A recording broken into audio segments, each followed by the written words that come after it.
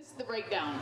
So 5 triathlons in a week. A triathlon consists of, when it's an Ironman, they swim 2.4 miles, they bike 112 miles, and they run a marathon. So you basically ran 5 marathons and biked 500 plus miles and swam like 10 miles or whatever all in a week.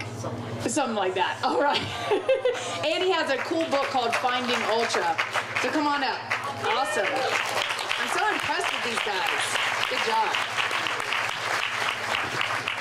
Thank you so much. Did I explain that right? Yeah, we're pretty much there. We'll get into it a little bit more. But thank you, Gene Bauer and Farm Sanctuary, so much for having me come out and share this beautiful day. I'm just amazed and touched by the beautiful work that you do, so thank you. Although I have a bone to pick with you.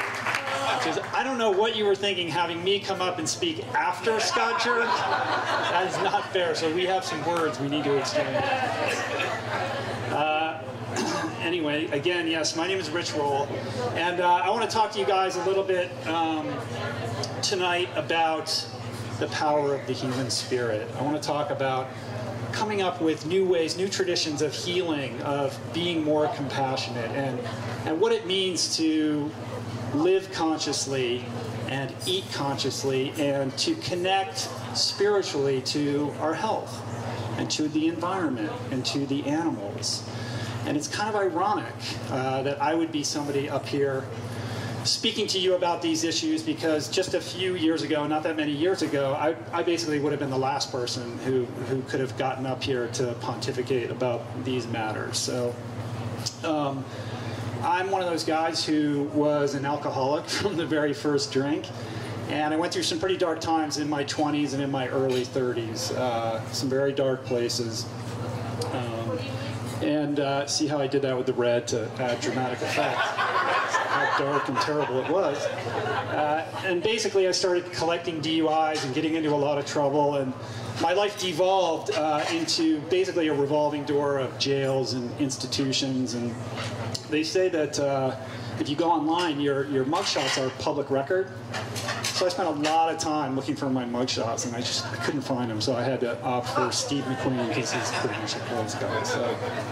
But anyway, my life was kind of nearing its end. Things were looking pretty dark, and I ended up going to rehab, which is so chic to do here in Los Angeles. But I can assure you that the reality of rehab is really anything but. And this experience, was the first time that I started to understand that I could live my life a different way, that I could live my life based on spiritual principles.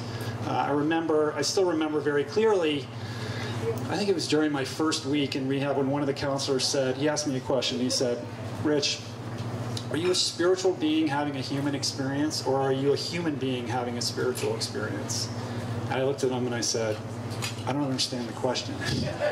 And it took me a long time to kind of grapple with that, but this experience of kind of being voluntarily incarcerated really saved my life. And it gave me a new way to live and perceive the world. But that doesn't mean that I kind of re-entered the world with a new perspective on food, or a new perspective on how I could more consciously live or kind of embrace environmental issues. And I wasn't concerned about the animals or the environment or anything like that. And basically for 10 years, this is how I was eating and living. And I call it the window diet. If you can drive your car up to a fine dining establishment and roll down the window and they hand you the food, that's what you eat. And that's the way I ate for many, many years. You know, nachos, Pizza Hut, French fries, Burger King, like the whole thing. So by the time I was 39 years old, I looked a little bit different. I was about 50 pounds overweight. I was never super obese or anything like that, or like a candidate for The Biggest Loser, but I was really kind of depressed about my life. I was very lethargic. I was very unenthusiastic. I was basically a classic couch potato hurtling into middle age. And I was having this kind of existential crisis about my life. At the time I was practicing law. I was really very unhappy in my career. I'd kind of been chasing this idea of the American dream my whole life, and I was kind of on the precipice of achieving these things. You know, as a result of getting sober, I'd gotten my life back. But I felt like I had this hole, like I just couldn't fill it. I wasn't satisfied with what I was doing. I felt like I was on the wrong track with my life. And so this existential crisis really kind of coincided with a physical crisis that I was having. And it all kind of boiled down to one evening shortly before I turned 40 when I was defeated by a simple flight of stairs one night walking up to my bedroom. I had to pause halfway up a simple flight of stairs. I was tightness in my chest, I was labored breathing, sweat on my brow, buckled over, and it was a very scary moment. It was a moment in which I very clearly knew that not only that I needed to change the way that I was living, but that I wanted to change.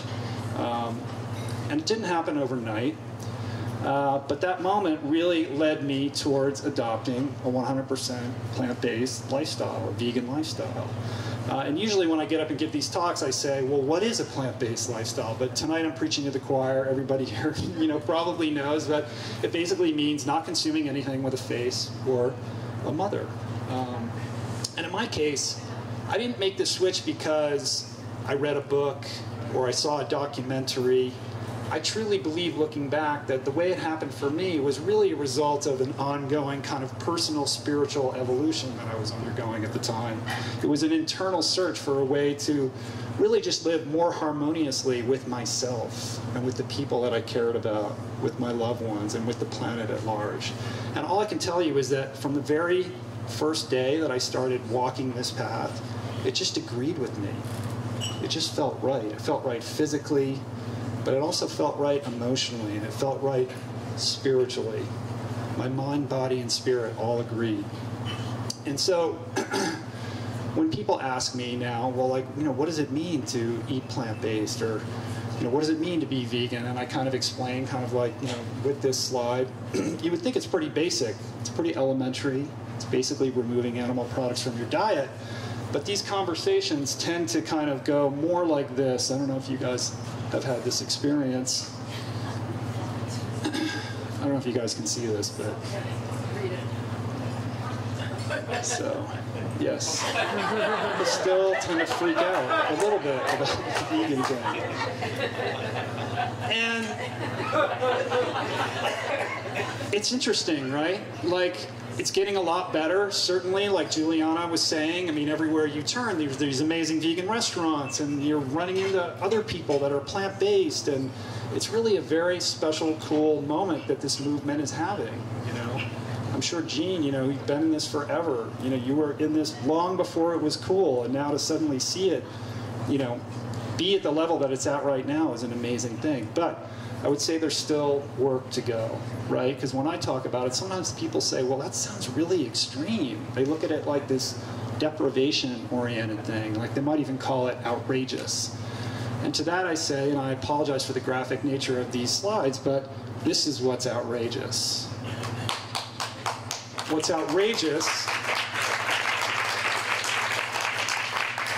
is that heart disease is an unnecessary plague on our modern society. We're the most prosperous nation on earth, and yet we've never been more sick as a society. And the question we really should be asking ourselves is, when did stents and statins and surgery become the norm? We don't blink about this thing when somebody says, they're having a stent put in. And that's just insane, I think. So in my case, adopting this lifestyle really unlocked something deep within inside me that connected me to something that I felt was kind of even outside of myself. And it really motivated me to look within. It motivated me to live and be better. And so with my mind and my body and my soul restored and repaired wholesale, I was just amazed at just how resilient the human body is. I mean, I'd abused myself with drugs and alcohol and horrible lifestyle habits and fast food for as long as I could remember. And in a very short period of time, after adopting this way of eating and living, I felt like a completely different person. The weight dropped off, my skin cleared up, my allergies disappeared. I mean, I could go on and on all day, but it really just changed everything about how I was living my life. And so this revelation really led me to this question, when I'm thinking about like wanting to live better and wanting to be better and what can I offer, I really wanted to figure out just what I was capable of. And that question really lodged in my mind, and that that led to a total transformation of me being that 39-year-old, kind of chubby, couch potato guy hurtling into middle age, and turned me into, whoops, this guy, which helps if you have a good photographer and good lighting. And, yes, you too can look like this. And that scowl, apologies for the angry look. I think it's my protein deficiency.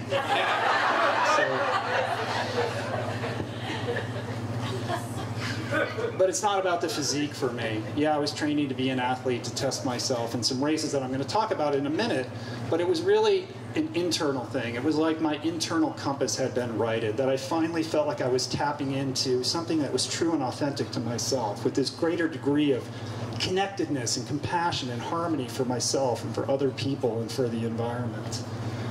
And so in the fall, actually November of 2009, I showed up at this crazy race called Ultraman.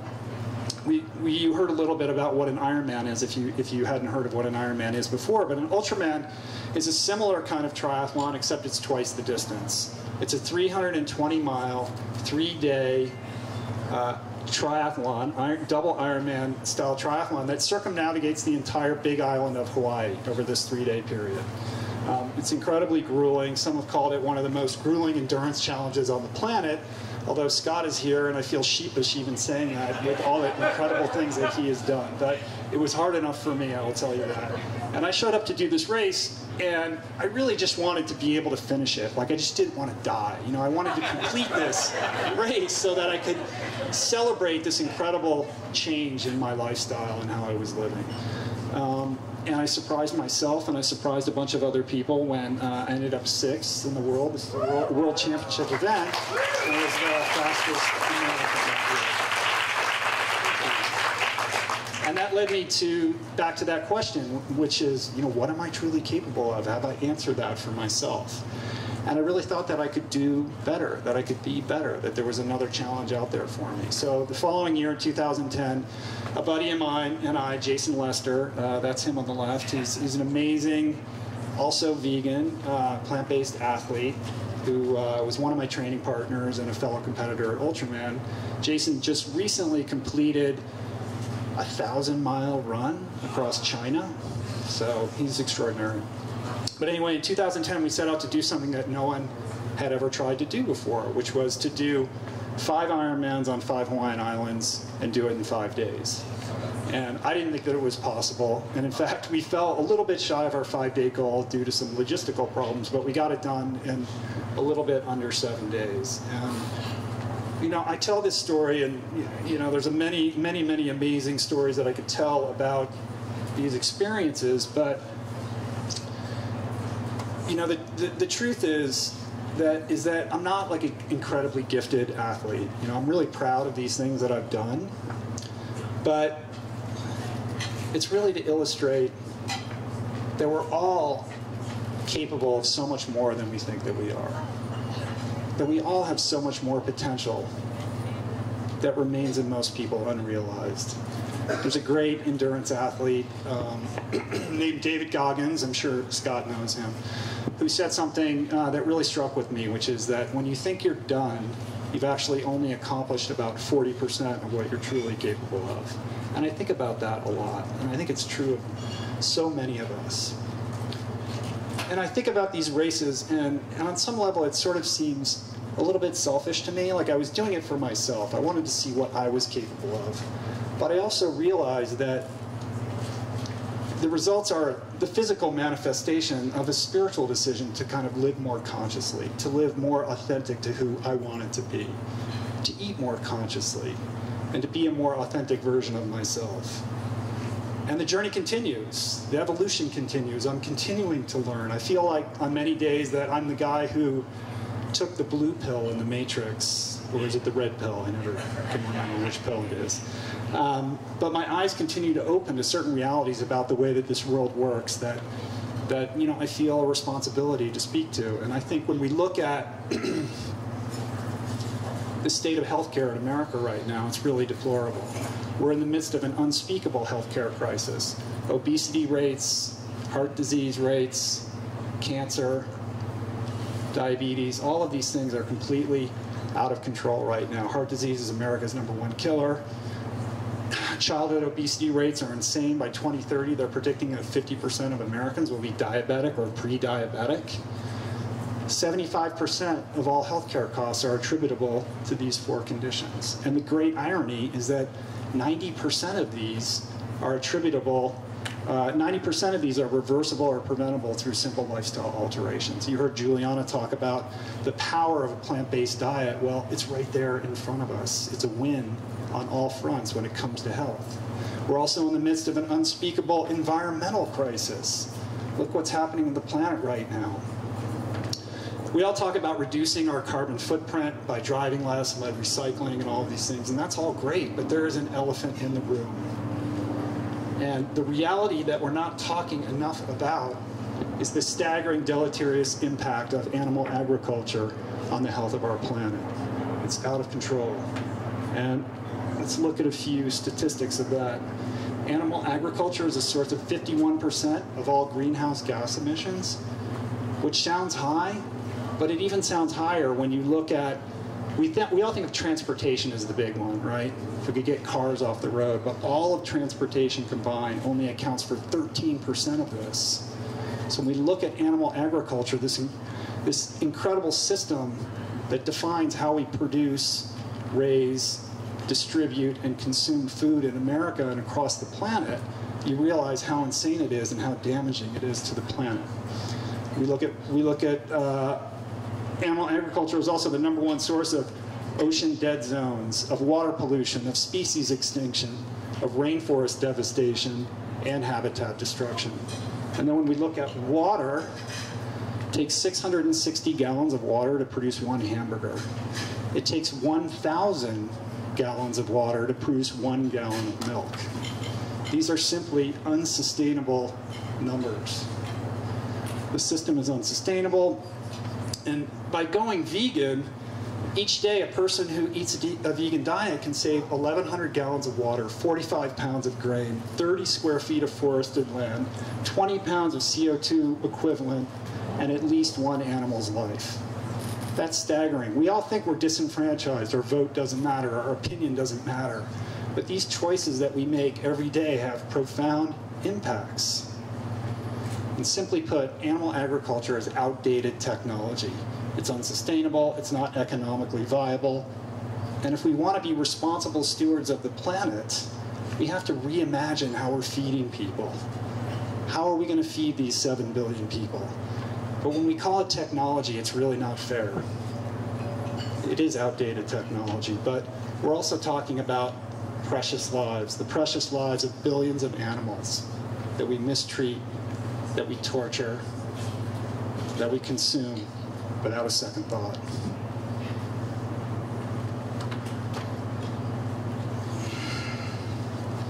If we want to evolve as a species, images like these must become a thing of the past. It's time for a new way. It's time for us to evolve. And believe me, if I can evolve, anybody can evolve. So my message to you guys today is to start today. Let's start with the next decision. Let's start with the next meal. Let's start with the next conversation. Thanksgiving is about giving. So let's take that idea and let's actually live it fully and with compassion. Compassion for ourselves, compassion for our fellow man, compassion for our friends, the animals, and compassion for the planet that we all share. Thanks for letting me share with you guys tonight. Thank you. Happy Thanksgiving.